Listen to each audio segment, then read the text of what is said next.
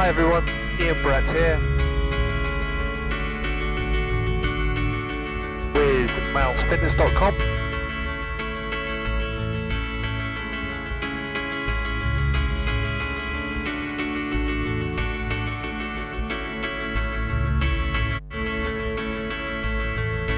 And what I'd like to talk to you today about is high intensity interval training.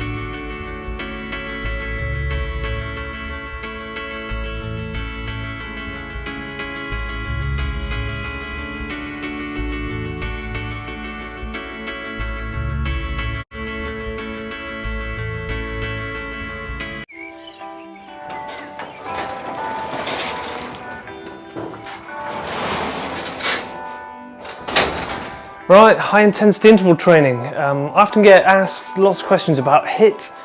What is it? How do I do it? Why should I do it? How often should I do it? Hopefully I'll be able to talk about HIIT today and answer some of those questions. I've brought you here inside into my garage. This is where I train. We're in Cambridgeshire in the UK. We're going to start on a treadmill, pretty basic, and explain my take on HIIT and hopefully answer some of your questions. So, should you do HIIT? In a one-word answer, yes. I believe if you never do it, you are missing out. It's a very useful tool to put into your training system, not all the time, just when you need it, maybe for a period of fat loss. It's very effective. I'm not saying you should do it exclusively, just fit it in with your normal weight training, other cardio. So what is HIIT? Well, HIIT is a structured system of training whereby you combine intervals of high intensity, they're known as working intervals, and then intervals of lower intensity known as recovery intervals. And you do one then the other. You do a working interval, a recovery interval. And by doing this, it enables you to work at much higher intensity for longer because of the recovery intervals. A very simple example of a HIIT training system would be on the treadmill, say running at 7 kilometers an hour for a minute, and then maybe doubling that to 14 kilometers an hour for a minute. So you're doing working interval, recovery interval, working interval, recovery interval. And so you repeat that, let's go 9 times. You'd have done 9 working intervals, 9 recovery intervals, 18 minutes. And in that time, your calorie burn, your fat burn will be far in excess of if you had just done 18 minutes steady state cardio. That's where the true magic lies in HIIT. One question I'm often asked is, shouldn't I be just staying within the fat burning zone if I'm wanting to burn fat? Well, the answer is no. High intensity is better. The fat burning zone is called the fat burning zone because it keeps you within your aerobic threshold. You are using aerobic being with the presence of oxygen. Fat needs a lot of oxygen to be utilised as fuel, and therefore maintaining the lower intensity in your aerobic zone will utilise fat as fuel. However, high intensity will trump that every time. Okay, during HIIT you use your anaerobic energy system, anaerobic being without the presence of oxygen, and in this zone you use glycogen as your source of energy as opposed to fat. Glycogen being stored in your muscles and liver, and it comes from glucose, which is primarily produced from eating carbohydrates. After a HIIT session though, your body would have used up most of its glycogen store. So after the session, your body is low on glycogen and it's trying to equilibrate. So when you refuel post-workout, your body goes, I need that glycogen, and holds on to it. So therefore, it uses fat as fuel post-workout. This is where you really get the benefit out of HIIT. As I mentioned earlier, Oxygen is required to be present to burn fat as fuel. So post-HIIT, because your body is preserving your glycogen stores, it's using fat, therefore you use more oxygen. You get this phenomenon known as EPOC, excess post-exercise oxygen consumption. This is the real kick post-HIIT, and this EPOC can last for hours. Now I'm talking 12 plus hours post-exercise, and as a result of this, a calorie burnt during HIIT has been shown to burn 9 times more fat than a calorie burnt just doing steady state cardio.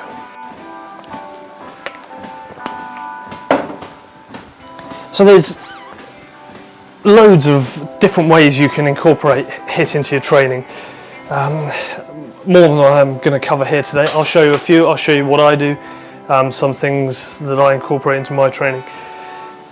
I've got a treadmill here, so I'm going to start by showing you on a treadmill. You can incorporate HIIT into anything you might be used to, any machine you may already be familiar with in the gym, the treadmill, the upright bike, cross trainer, rower, stepper.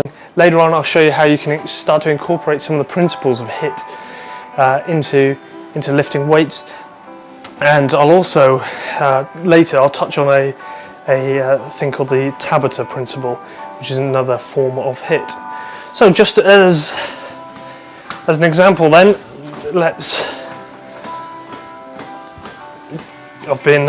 I'm nicely warm now.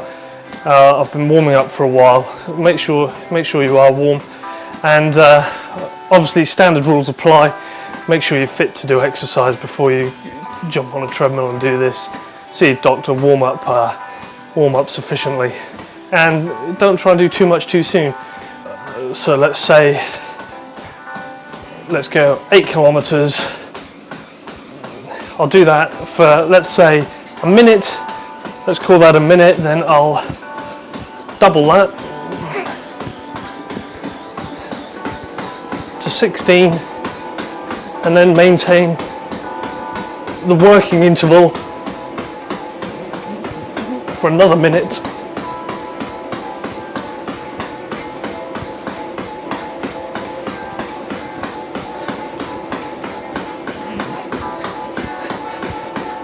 Not quite a minute, but just as an example, and then reduce your speed back down to the recovery interval. Maintain this for a minute, and then back up to the working interval. So how many intervals will I do in a session? Well, sort of a minimum of 8 up to about 20. And how long? Well, here I'm sort of talking about 60 seconds working, 60 seconds recovery. Your working interval doesn't want to be any longer than 60 seconds. Probably ideally a little less than that, maybe 30 seconds, because the shorter it is, the harder you can work.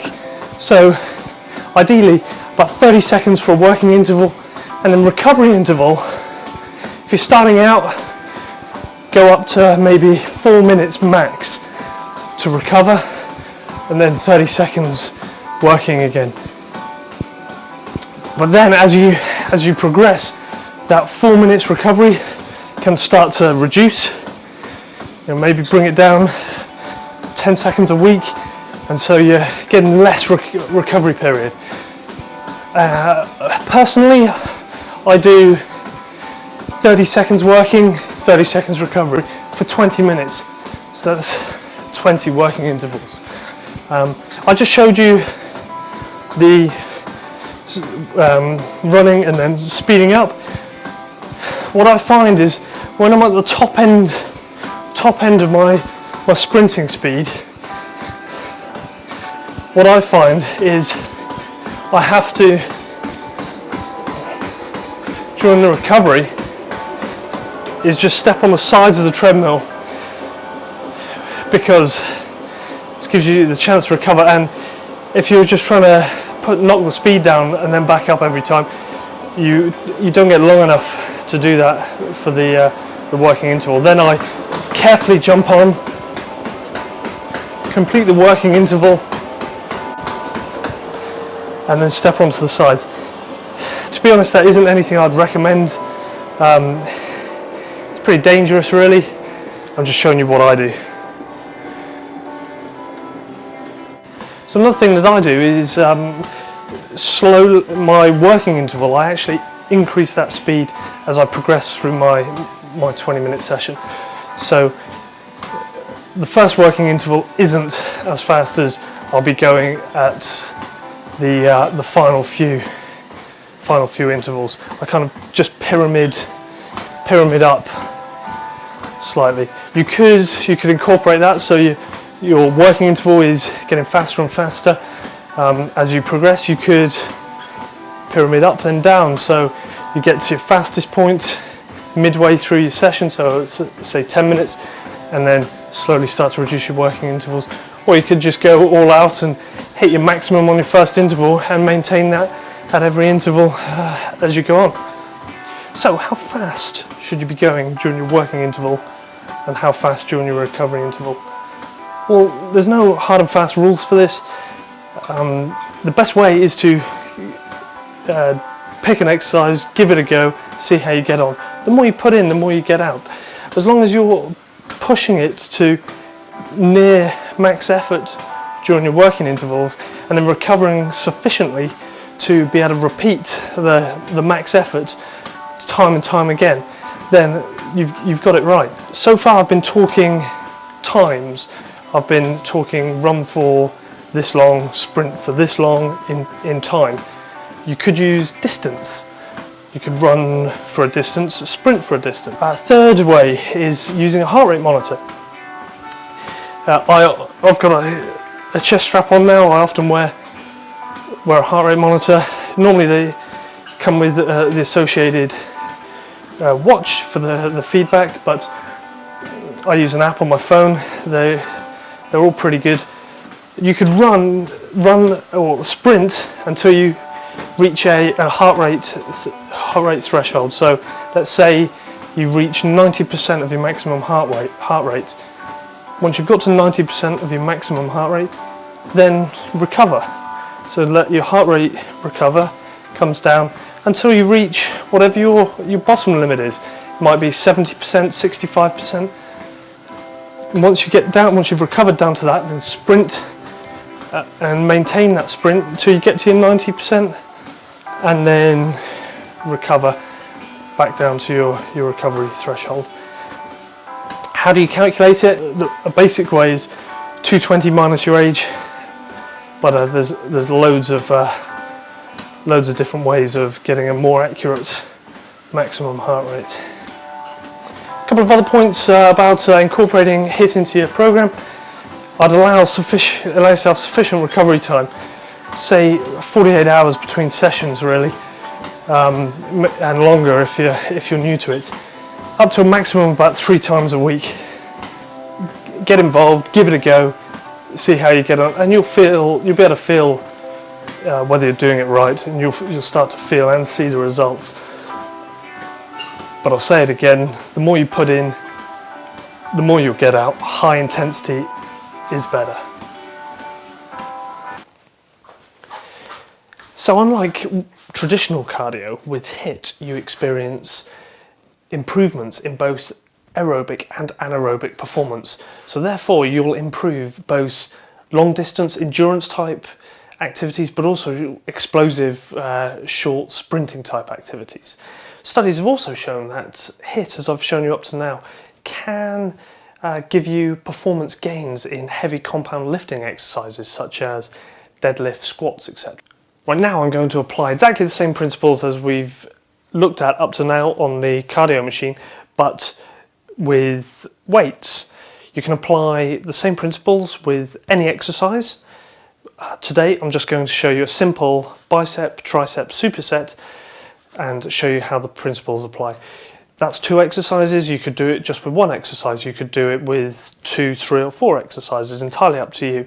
This is just to give you some ideas of how you may choose to fit HIIT into your weight training program. So I would just maintain a steady tempo for a given time. Maybe about 20 to 30 seconds, I'd recommend. Once that's complete, that's your first working interval complete, then rest.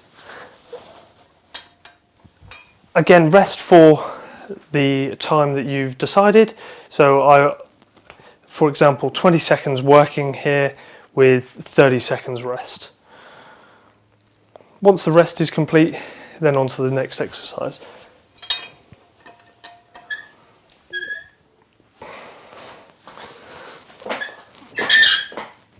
Rest complete.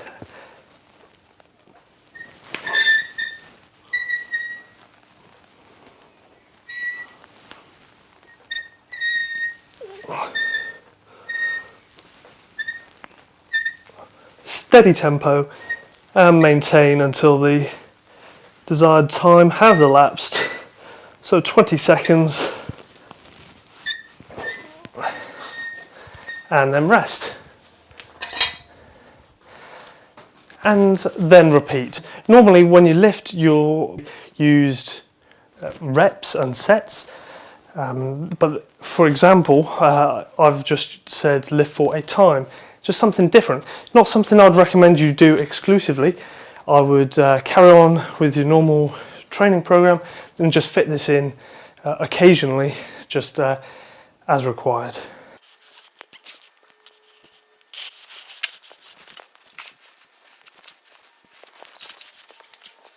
That's just one example of applying HIIT, lifting for a time and alternating between exercises. Now I'm going to move on to some more body weight exercises and showing you the Tabata principle. Let's go outside for that. Right, the Tabata principle. So named after the professor that initially applied it back in the mid-90s, Professor Tabata. He came up with the idea of a HIIT system of 20 seconds for the working interval, 10 seconds recovery, and that repeated 8 times. So that gives you a 4-minute intense workout, and that 4 minutes is known as one Tabata.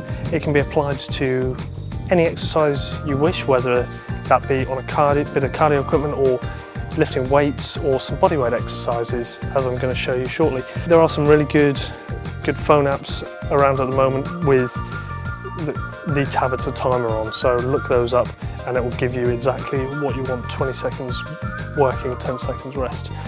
So I'm just setting up the timer now and I'll show you an example of a Tabata. We'll pick an exercise. Let's start with, let's say, a bodyweight squat, but in it you can apply this to any exercise, whether that is bodyweight stuff, whether it's weight training, whether it's cardio equipment.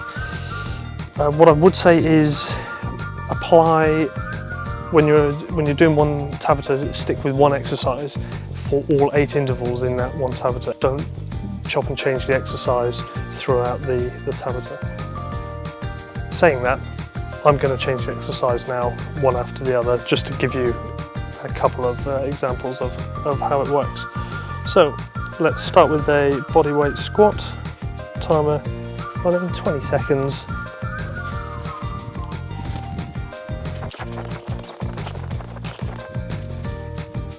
Okay, 10 seconds rest. And what should we do next? Do some mountain climbers.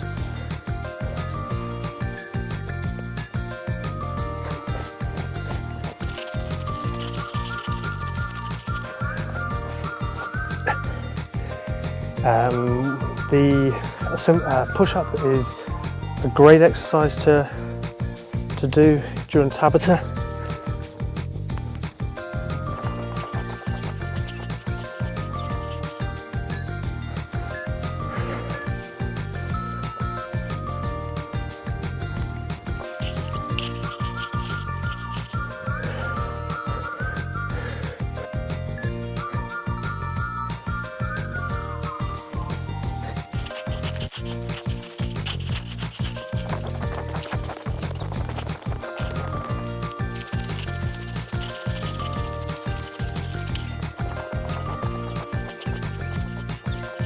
there you go, just some examples of mine of exercises you can use in a Tabata. Unlike I've just done, I recommend you stick with the same exercise for all 8 intervals of a Tabata. High intensity does get results, would recommend it.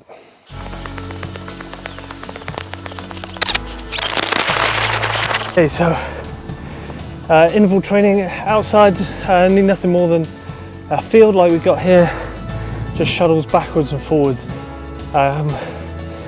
If you're shuttling backwards and forwards, you can set the distance you want, you can go for a distance, you can go for a time, you could be wearing a heart rate monitor, go to certain heart rate gates, and very simple, sprint one way and jog or walk back, sprint back again. So we'll just jog back and carry on.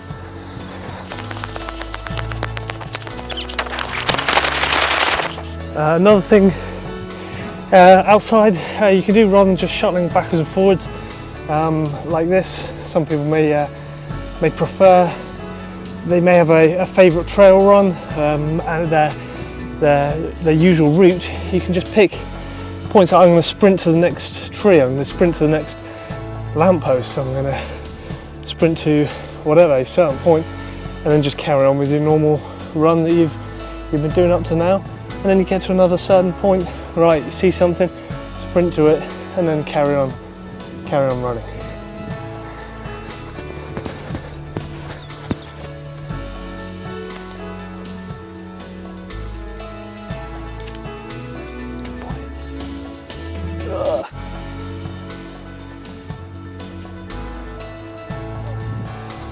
So that's my interpretation of HIIT. I hope you've learned something.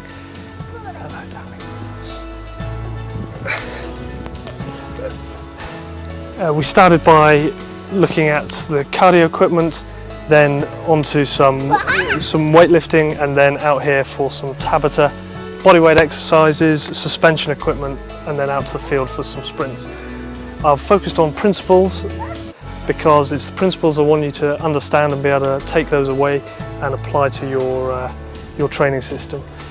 I've not told you exactly how far or for how long to run, because without knowing an individual I can't give you any more than that. However, I have given you some guidelines to work within, and hopefully you can give it a go and get the exact right program for yourself.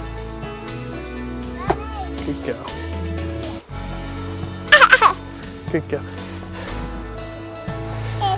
So that's me done. Thanks for watching. That's HIIT. I'm Ian Brett. Look me up on malesfitness.com and follow me on Facebook and Twitter, Ian_malesfitness.